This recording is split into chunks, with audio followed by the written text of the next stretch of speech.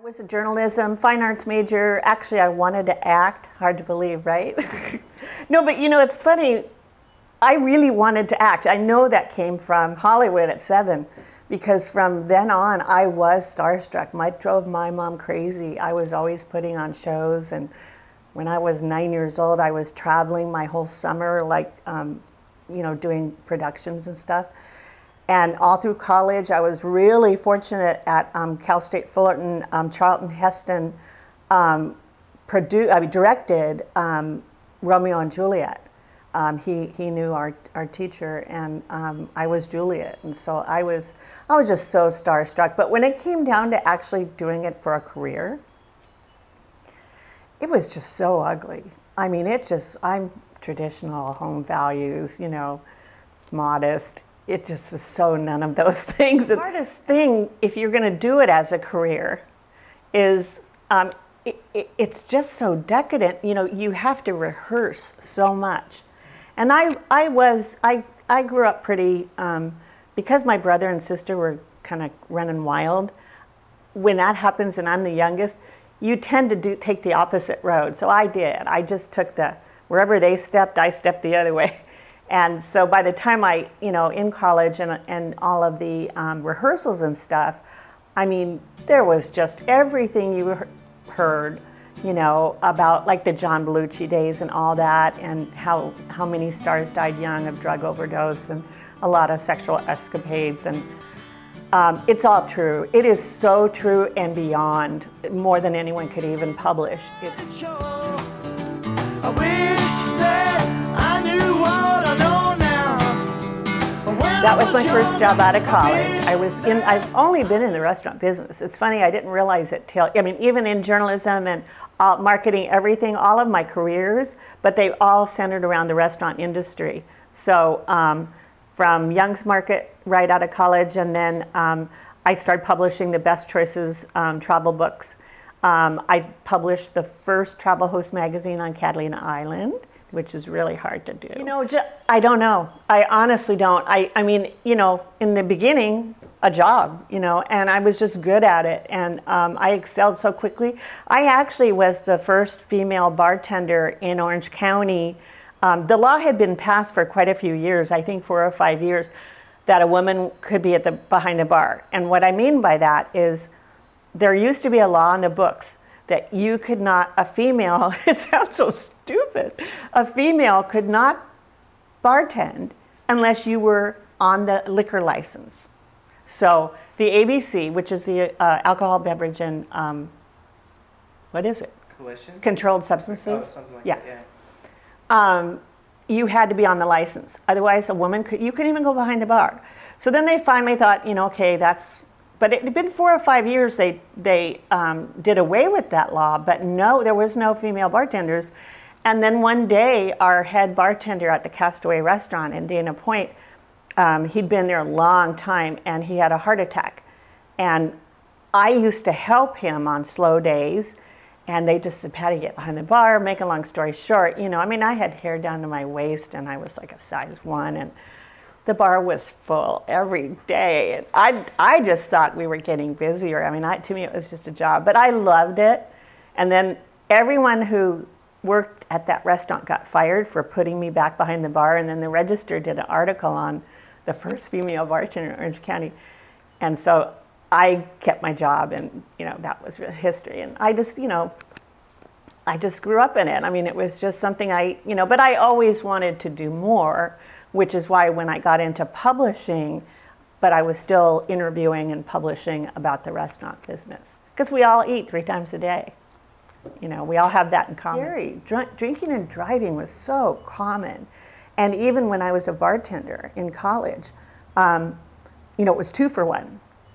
So 2 for 1 that's what happy hour was. There was no derivative of that. Everyone had 2 for 1 happy hours, or you didn't compete. So what that meant was, you buy a drink and I give you 2. So think about that. So you're on your first, but you've got 2. Now you want to buy them a drink. So now they've got 2. It got to be where you had 4 and 8 backup, because people were buying each other drinks. So they just put a shot glass there, meaning you got 2 more coming, 2 more coming. It was Mothers Against Drunk Drivers was the best thing that ever happened to drunk driving. And it did change the liquor industry. It changed the restaurant industry. When you got pulled over and you were drunk back then, what happened? You just get a ticket? Well, luckily I don't know. No, I'm serious. Yeah. Luckily I don't know because, I don't have a clue. And I'm trying to think if I knew anyone that did get. Oh, I had a boss. I remembered one thing interesting about that topic, because when I went to work for Young's Market Company, I remember one of my bosses got one, and I remember overhearing them talking, saying, okay, that's his second. I guess the policy was you were allowed, I can't say it without laughing, it's so horrible. You were allowed 3 before you got terminated. It was okay to have 3, and you still got your job. So it was just, Different time. yeah, Sure. yeah. Everyone felt, like it was not a problem, and of course we know it is. So, Yeah. it's, and even, working for a Young's Market Company, the things that went on, I would own that company now if I had ever. Was the restaurant business a little bit like that? Yes. Oh, yes. Oh, there was no one could keep their hands to themselves, and you either put up with it or you just didn't have a job, and no one cared. It was really tough. The liquor industry more so than the restaurant business. I literally was salesman of the year every year I was with the company, and I couldn't recommend that. I could now, but I couldn't then to another woman, because it was just. Women just weren't respected. In fact, they called me the girl. There's the girl. Get the girl over here. It was just the boys' club. But I grew up that way. I didn't mind it. I've always been into sports and stuff. I thought, okay, well, I'll teach. But then by the time I graduated, teachers weren't getting paid. And for some reason, I had my dad's sense of wage earning. I just always was a workaholic and wanted to earn a good living. So I went back to my journalism roots, and I actually published a series of books called Best Choices in Orange County. We were so excited about these books. It's just text. There's no pictures. There's just articles. And I just remember how, it sold out, I think 3 reprints. It wouldn't die. I wanted it to die, because very quickly within the first year, we were able to, digitally add pictures. And in fact, I had Seagerstam, Center of the Arts. I had their picture on my front cover. And that's really a coup. Between them and Disneyland, they don't give you the rights to their pictures. So I was really proud of that. Oh, I think, easier in more ways than we could even count. I count on it, and I love it. In fact, I'm low on gas right now, and I'm thinking, so all I wanted to do is make it here. So if I run out, I'll just wait for AAA, because you have a phone. When I worked for Young's Market, we didn't have phones yet. So if you were running late, you had to pull off the freeway, which now you're later, find a phone booth, and make a call, and then get back on the freeway. Right? There goes a half hour. So, no, everything is better, I think. I'm just worried about, I wouldn't have survived high school with this kind of, for the kids. I wish there was a way to control that. If I knew everything the boys and my girlfriends were thinking, I was so sensitive, I wouldn't have survived. So that's what I feel bad about. My 2-year-old niece is screen swiping. She finds her programs that she likes, and if she doesn't like one, she's finding the next one.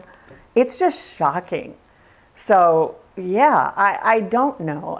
We have too much information. There is no privacy, and I'm worried about that. I really am. Yeah.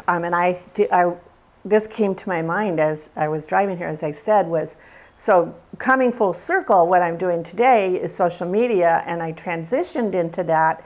I used to be with a company called The Restaurant Connection, and I was with them. I was a partner for 8 years, and we were the first online menu company. And why these videos that you're doing are so important is because even in the last 10 years, everyone thinks,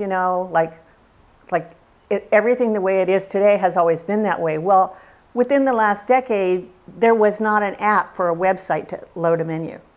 Didn't exist. So this company that I opened Orange County for them, they loaded PDFs and that's how they delivered menus. So it was very, very successful. 800-774-FOOD. You could also call up, dial the number, put in your fax number, and you'll get a menu in seconds. And that is still happening today. But I left because he wasn't getting with social media. And I couldn't get a hold of any of my owners or chefs because they were all online. And I kept getting all these requests, like Chick Marshall wants you to, which is Mr. Stock's, another great, great restaurant, wants you to, be his friend. And I'm like, oh, that's where he is. I've been trying to get a hold of him for weeks. So it really brought people together. But, and it's really to handle it, social media for a business is no different than an advertising campaign if you do it right, because you can't talk at people, you have to talk to them. You can't just post. You could post a free thing and nobody will answer you if you're not talking to them. It has to be engaging. So I just seem to excel at it, but what I enjoy the most now is how it is coming full circle. And Orange County is a fishbowl in the restaurant business especially, and chefs and owners, and they're all recycling and ending up somewhere else, and you find people that you didn't know where they ended up through Facebook. So it's really unbelievable how it does end up, you end up finding people that you had no idea where they were and that you can reconnect Anymore? with. Hardly No. ever. Yeah. Right? It's only something you subscribe to. So it's honestly a personal conversation once again. It's a personal invitation. And in fact, I sold out Lobster Fest, email blast and online ads. No, we did nothing else. So it's very powerful.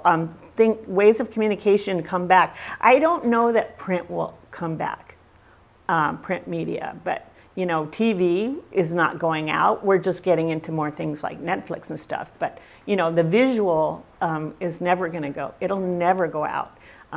I think that's what's so important about what you guys are doing. People still, they want to see, they want to hear, and it's not about just texting and that. The kids will always do stuff like that. Snapchat is going to be very short-lived, I believe, because it's just such a quick message. It's fun for kids, but they'll grow out of that too. And I hope they do, because they'll never get a date if they don't. You gotta talk. You gotta talk. You better talk to me before you kiss me.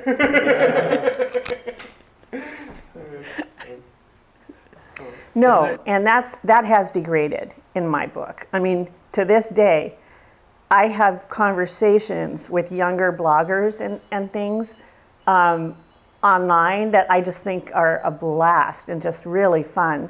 And then I'll meet them in person and they're like zero. They don't even look you in the eye. They don't get off their phone. They're like, and then I get back home and I see they're tagging me on these posts. I was right there in front of them. And they weren't even talking to me.